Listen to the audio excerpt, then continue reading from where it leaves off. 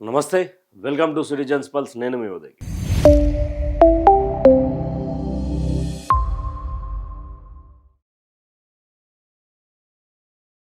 3 తప్పులు, 30 చెరువుల నీళ్ళు.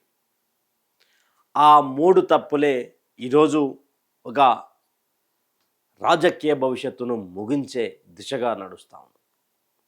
ఇది సినిమాలు కాదు. ఒక డైలాగ్ చెప్పగానే తప్పైతే మళ్ళా వెనక నుంచి ప్రాంప్ట్ చేస్తే మరీ సరి చేసుకొని చెప్పడానికి.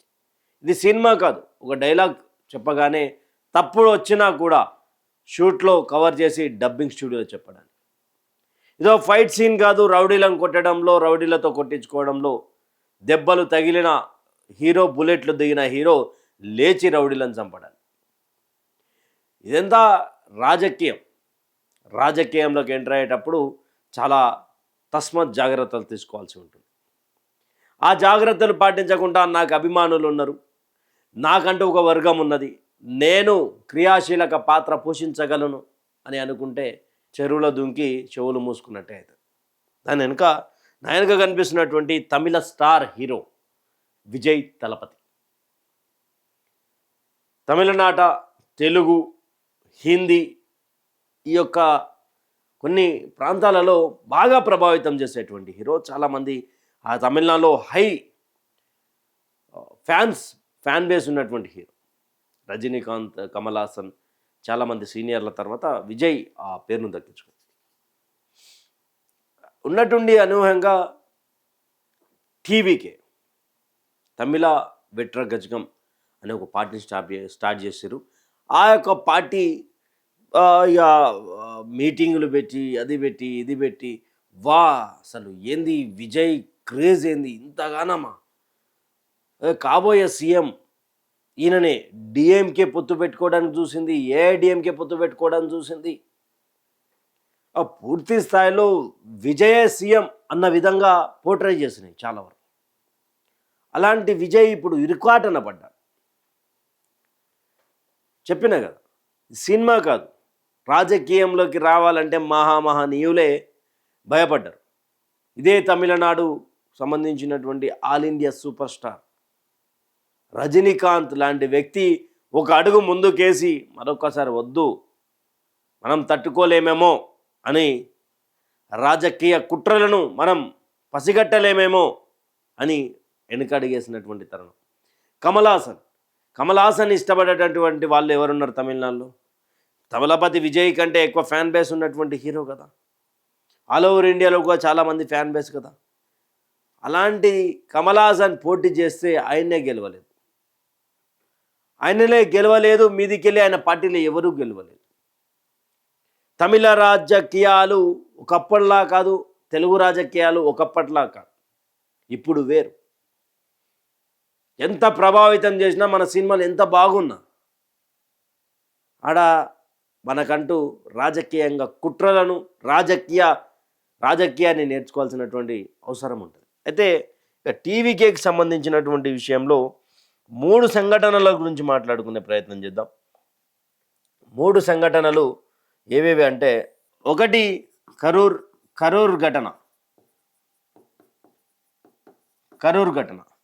ఘటన గురించి క్లుప్తంగా మాట్లాడుకుంటే, ఒక పబ్లిక్ షో అంటే ఏమంటారు, గ్యాదరింగ్ని పెట్టి అక్కడ ఉన్నటువంటి వాళ్లకు వాటర్ సౌకర్యం లేకుండా, అసలు ఏమీ లేకుండా, సాయంత్రం 4 గంటల సమయానికి అయిపోవాల్సినటువంటి మీటింగ్లో అక్కడ రాక చాలా ఇబ్బంది పడి అక్కడ తొక్కిసలాటై దాదాపు 42 నుండి 44 వరకు మృత్యువాత పడ్డారు తొక్కిసలాటలు. ఆ ఘటన విషయంలో విజయ్ అన్యూహంగా అక్కడి నుంచి అక్కడికి వెళ్ళిపోవడం, చెన్నైలో అక్కడి నుంచి సపరేట్ ఫ్లైట్ వేసుకొని చెన్నై రావడం, దాని తర్వాత 4 రోజుల తర్వాత 5 రోజుల తర్వాత ఒక వీడియో క్లిప్ విడుదల చేయడం. దీనిపై అక్కడ తమిళనాడు హైకోర్టు కూడా సీరియస్ కావడం. మీరేం రాజకీయ నాయకులు, మిమ్మల్ని చూడటానికి వచ్చినటువంటి అభిమానులు కావచ్చు, మీ టీవీకే పార్టీ కార్యకర్తలే కావచ్చు, ఎవరైతేనేముంది, చనిపోయిన తర్వాత పరామర్శించాల్సినటువంటి అవసరం ఉంది కదా అని చెప్పేసి తమిళనాడు టీవీకే పార్టీ అధ్యక్షుడు విజయ్కి చురకలు అంటించింది హైకోర్టు. ఆ తర్వాత రెండవది, అది పెద్ద మైనస్ అయితే, రెండవది సినిమా సినిమా జననాయకన్ అనే సినిమా పూర్తి స్థాయిలో ఒక పెద్ద బడ్జెట్ సినిమా పెట్టి, ఇంకా చివరి సినిమా నా కెరియర్లో అన్న విధంగా జననాయకన్ని విడుదల చేసే ప్రయత్నం చేశారు. గతంలోనే సంక్రాంతి సమయంలోనే రావాల్సినటువంటి సినిమా. అయితే సెన్సార్ బోర్డ్ క్లియర్గా చెప్పింది, ఇది రాజకీయాలకు ఉద్దేశించి దాదాపు దీంట్లో సినిమాలో 50 రాజకీయ డైలాగులు ఉన్నాయి, దానిని మీరు తీసివేస్తే సినిమా సెన్సార్ బోర్డ్ సర్టిఫికేట్ వస్తుంది అని చెప్పి ముఖం మీద కొట్టినట్టు చెప్పింది సెన్సార్ బోర్డ్. ఇక జననాయకన్ చాలా చాలా అంటే చాలా భారీ బడ్జెట్తో చేసినటువంటి సినిమా.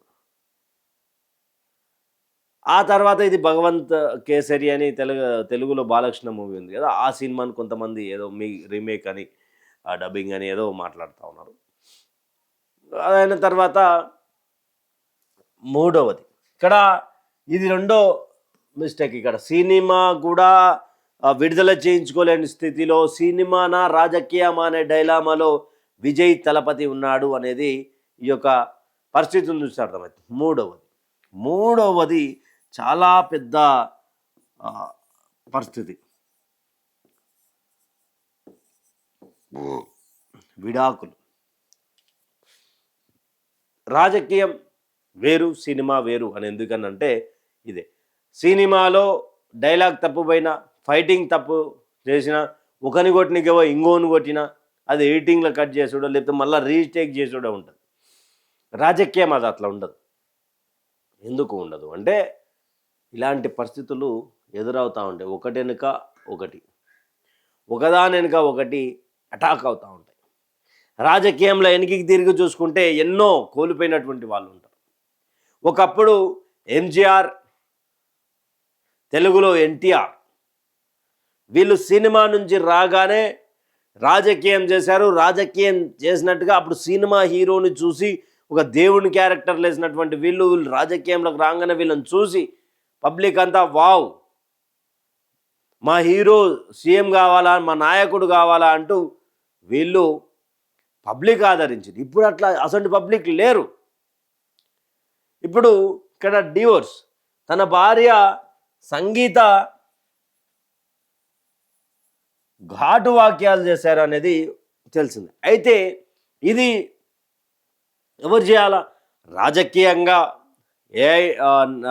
నాగేంద్రన్ త్రిష విషయంలో ఇలా మాట్లాడితే లేదు అని చెప్పేసి సినీ ఇండస్ట్రీ మొత్తం ఖండించిన తర్వాత ఆయన కూడా క్షమాపణ చెప్పడం జరిగింది. నేను ఇలా అనలేదు, అలా వేరేలాగా అన్నాను, దానికి అర్థం వేరేలా తీసుకున్నారు అంటూ కూడా ఆయన వారు చెప్పాడు. అయితే రాజకీయంగా ఒక పేపర్ వాళ్ళో మీడియానో ఎవరన్నా మాట్లాడితే ఖండించవచ్చు, లేదా రాజకీయ నేతలు మాట్లాడితే ఖండించవచ్చు. ఇట్లా అంటే రాజకీయంలో అన్నీ కామన్ అని చెప్పి అర్థం చేసుకోవడం.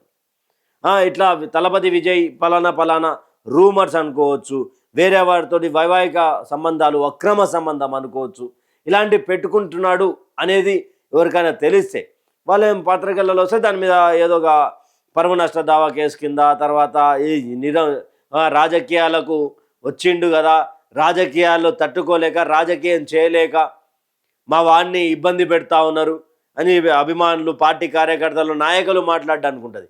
కానీ ఇక్కడ పూర్తి స్థాయిలో ఏ పేపర్ కానీ, ఏ ఛానల్ కానీ, ఏ రాజకీయ నాయకుడు కానీ నోరు జారీ అన్నటువంటి నాగేంద్రన్ కూడా సారీ చెప్పడం. ఇక్కడ క్లియర్గా తన భార్య సంగీత విజయ్ మీద విమర్శలు గుప్పించింది.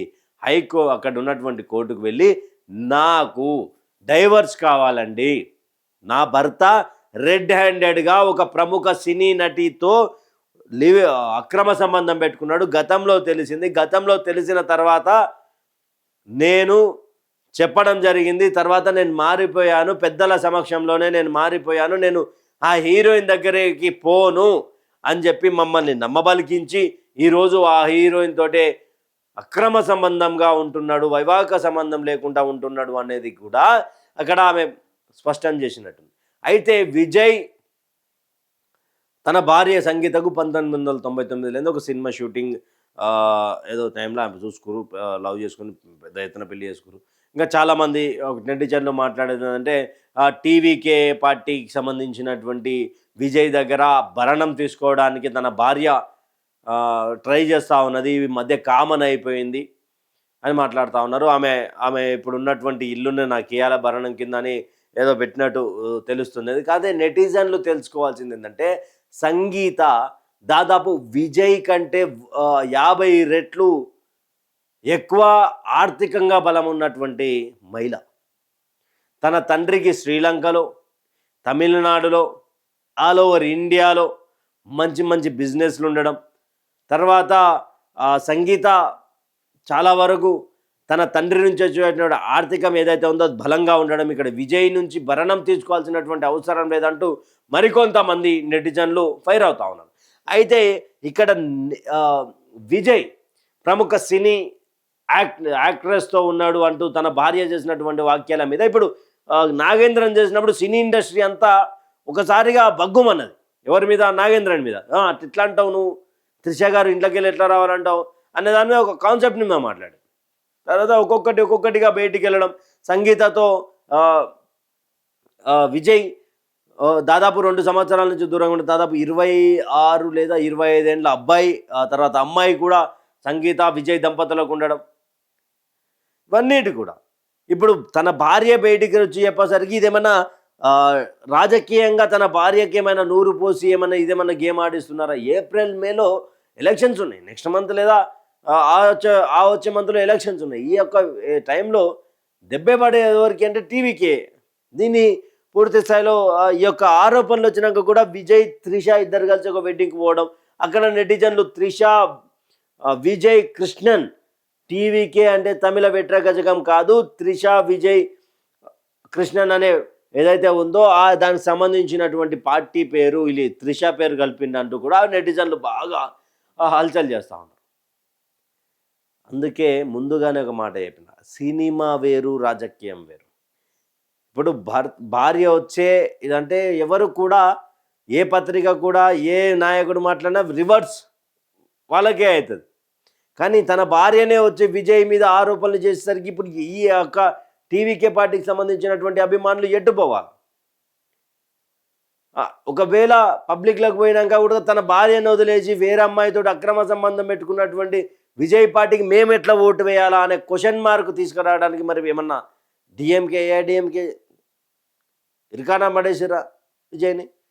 కరూరు ఘటన కావచ్చు, జననాయకన్ విషయంలో కావచ్చు, తన భార్య డైవర్స్ విషయంలో కావచ్చు, అంటే ఓ సంవత్సరం కింద తీసుకున్న, 2 సంవత్సరాల నుంచి దూరం ఉన్నటువంటి వీళ్ళు ఓ సంవత్సరం కింద తీసుకున్న ఈ ఒకలో క్లియర్ అవుతుండే, లేదా 2 సంవత్సరాల కింద తీసుకున్నా క్లియర్ అవుతుండే. ఎన్నికల ముందే తీసుకోవడంలో జాప్యం ఏంటి? విజయ్ పార్టీకి గన్ షాట్లో బుల్లెట్ దిగింది అనుకోవచ్చు. నెత్తి మీద పిస్తోల్ పెట్టి పట్ట కాలుస్తే 3 బుల్లెట్లు ఎలా తాకుతాయో ఒక రౌండ్లో, అలా విజయ్కి దెబ్బ తాకిందని అనుకోవచ్చు. చూడాలి మరి రాబోయే ఎన్నికలలో ఎలా ఉండబోతుందో. ఆల్రెడీ డైవర్స్ కేసు నడుస్తూ ఉన్నది, కోర్టు ఏం ఆదేశాలు ఇస్తుంది? ఒక త్రిష అనే హీరోయినా లేకపోతే ఇంకో హీరోయినా ఇప్పుడైతే త్రిష పేరు బలంగా వినిపిస్తూ ఉన్నది, విజయ్తో ఉన్నది అని చెప్పేసి పాత ఫోటోలు ఏదో షూస్ అని ఏదో ఫోటోలు విడుదల అవుతూ ఉన్నాయి. నిజంగా త్రిష విజయ్కి సంబంధించినటువంటి రిలేషన్ ఉందా లేకపోతే ఇంకెవరితోనన్నా ఉందా అనే దాని మీద కూడా ఇప్పుడు డిఎంకే ఫోకస్ పెడతాయి. పవన్ కళ్యాణ్ లాంటి నాయకుడు, సేమ్ ఇక్కడ తమిళ్లో విజయ్, ఆంధ్రాలో పవన్ కళ్యాణ్ 2014లో పార్టీ పెట్టి తర్వాత 2019కి వచ్చేసరికి ఏ ఒక్క సీటు గెలవడం, ఒక్క సీటు గెలిచి అది వాళ్ళు వైసీపీ వాళ్ళు లాక్కోవడమైనను, 0 సీట్లకు మళ్ళా రావడం. నాకు తెలిసి ప్రపంచ చరిత్రలో ఒక సినీ యాక్టర్గా ప్రస్థానం మొదలుపెట్టి విజయ్ కావచ్చు, పవన్ కళ్యాణ్ కావచ్చు, అంతకుముందు ఎన్టీఆర్, ఎంజీఆర్, చిరంజీవి, వీళ్ళంతా కూడా సాఫీగా రాజకీయాలు చేశారు. విజయ్ది కూడా ఒక సాఫీ రోడ్డు ఉండే, ఒక ఓఆర్ఆర్ ఔటర్ రింగ్ రోడ్డు ఉండే. కానీ ఆ ఔటర్ రింగ్ రోడ్డు ముళ్ళ కంచె చేసుకుందండి. పవన్ కళ్యాణ్ ముళ్ళ కంచెల మీదకి వెళ్ళి ఈరోజు పూల పాన్పులు చేసుకున్నాడు. ఆయన పడ్డటువంటి కష్టాలు, ఆయన పడ్డటువంటి బాధలు నాకు తెలిసి ఎవరు పడకపోయారు. కన్నమ్మ కూతలు కూసిరు. పిల్లల విషయం అని మాట్లాడారు, కుటుంబాన్ని అవహేళన చేసి మాట్లాడారు, వ్యక్తిగతమైనటువంటి మాటలు మాట్లాడారు. నువ్వు అలా అన్నారు, నువ్వు ఇలా అన్నారు. ఆయనకు తట్టుకొని ఈరోజు ప్రభుత్వం ఏర్పాటు చేయడంలో పవన్ కళ్యాణ్ క్రియాశీలక పాత్ర పోషించాడు. అలాంటి పరిస్థితి ఇక్కడ విజయ్కి లేదు. కాకపోతే తన గొయ్యి తానే తీసుకొని మంచిగా సాఫీగా ఉన్నటువంటి రోడ్లలో ఈయననే సాఫీగా పోతే ఏమవుతుంది అని చెప్పి గాజు పెంకలు పోసుకొని నడిచినట్టు అనిపిస్తూ ఉంది. చూడాలా మరి తమిళనాడు ప్రజలు ఎవరికి పగ్గం కట్టే అవకాశం ఉంది. మరో నెల 2 నెలల్లో ఎన్నికలు కూడా రానున్నాయి. విజయ్ పార్టీ క్లోజ్ అయ్యే అవకాశాలు ఉంటాయా, లేక ఈ యొక్క డైవర్స్ కానిచ్చి జననాయకనని కరూర్ ఘటనని మరొకసారి తెర మీద తీసుకొచ్చే అవకాశాలు ఏమన్నా మెండుగా కనిపిస్తాయి? మీ యొక్క అభిప్రాయాన్ని కామెంట్ సెక్షన్లో కామెంట్ చేయండి. Thank you for watching. Stay tuned with citizen talks.